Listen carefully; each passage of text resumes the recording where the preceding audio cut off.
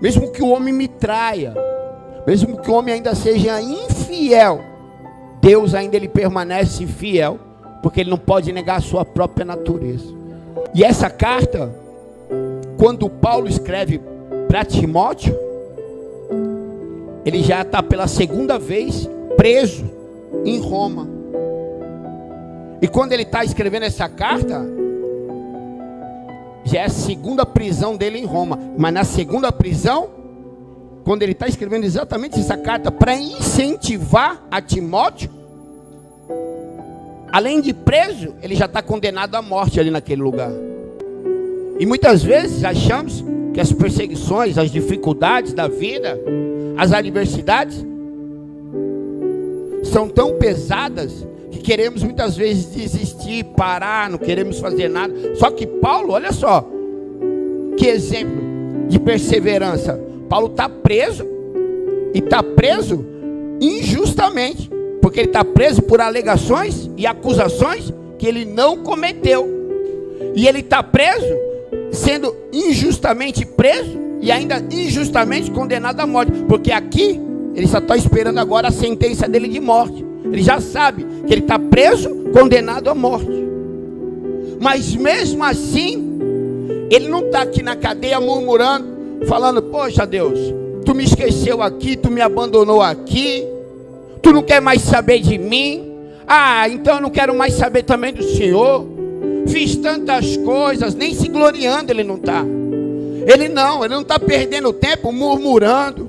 Ele não está perdendo tempo achando culpado, condenando e apontando e julgando pessoas. Não, Paulo mesmo assim nessa situação e nessa condição, ele está achando um motivo para ser produtivo na obra de Deus. Ele está falando assim: eu estou preso e vou ser condenado à morte, mas ainda tenho algum tempinho para fazer alguma coisa pela obra de Deus.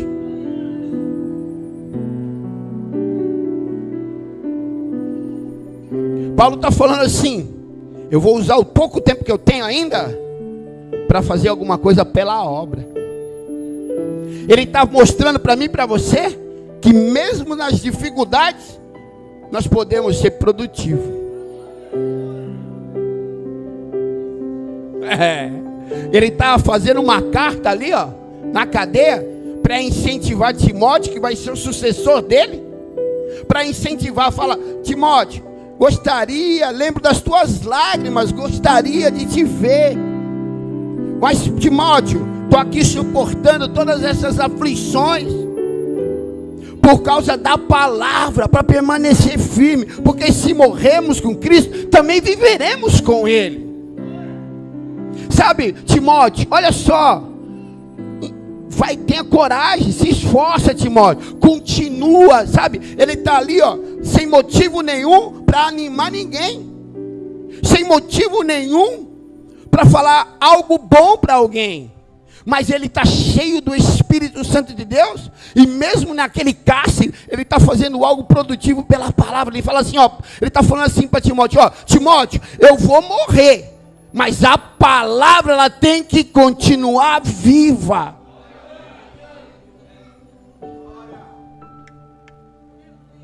E tem muito crente que tu puxa só a orelhinha dele.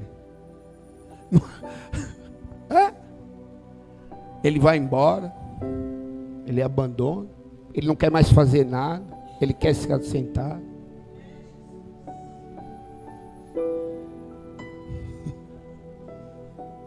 Só que Paulo está ensinando para mim e para você que a obra de Deus é mais importante que a própria aflição dele. Que a obra de Deus é mais importante que a própria vida dele. Eu vi o Renato falar aquele dia sobre Neemias, do amor à obra, de continuar fazendo a obra com amor, com afinco. E é justamente isso, é o que Paulo está falando. Paulo está dizendo assim, a obra, a palavra, ela tem que continuar, ela nunca pode parar.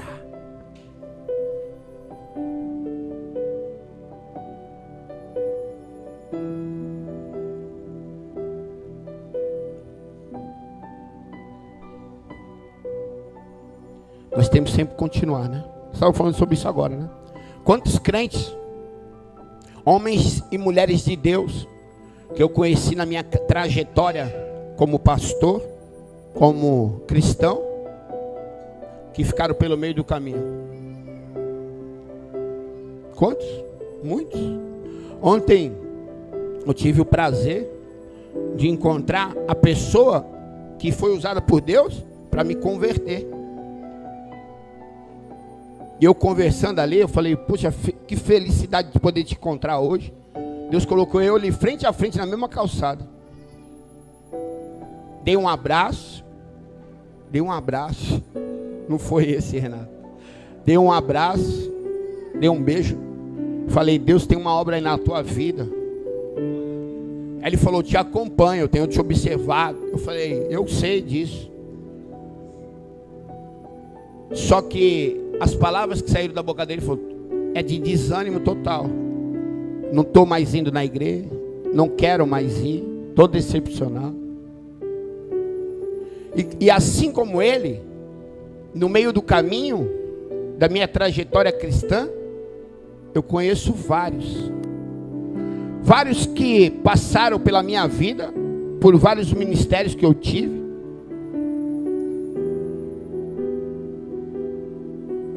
Para mim chegar até aqui, que se decepcionaram com situações, com pessoas, e que fui paralisado, ficaram pelo meio do caminho. Só que a palavra de Deus, ela vai dizer que a minha vitória e a tua vitória, ela não está nem no começo e nem no meio, ela está no 1 Coríntios capítulo 15, verso de número 58, a Bíblia vai dizer assim: porém, sejam firmes e constantes, porque nada que fazemos a Deus será inútil. Sejam firmes. Firme é algo que não muda. Você planta uma raiz e permanece ali. Vem tempestade, vem ventos fortes, eu continuo ali. Constante, eu mantenho a mesma aceleração todos os dias. Tem pessoas que são velocistas, tem pessoas que são ultramaratonistas, que não têm velocidade, mas correm distâncias longas. Não importa o teu ritmo, mas todos os dias avanço para o alvo. No meu ritmo, se eu não consigo correr, eu dou um passo todo dia, mas todo dia eu dou um passo e avanço para o alvo. Que a gente possa ser firme e constante. Tomar como exemplo Paulo, que mesmo condenado injustamente, dentro de uma cela de prisão, e a cela de prisão não é igual hoje, não, que tem ventilador, tem televisão dentro da cela, tem baralho, carta, tem isso e aquilo e muitas coisas mais. Não, era no cativeiro mesmo, era lá embaixo, uma masmorra mesmo, onde ali passava o esgoto do palácio, onde ele estava amarrado nas pernas e nos braços, onde não havia luz, era numa escuridão. Mesmo com cataratas, Paulo já quase ficando cego, condenado injustamente, preso injustamente. Nesse meio termo, em nenhum momento, em nenhuma das cartas, tu vê Paulo murmurar contra aquilo que ele fez ou contra aquela situação que ele estava passando.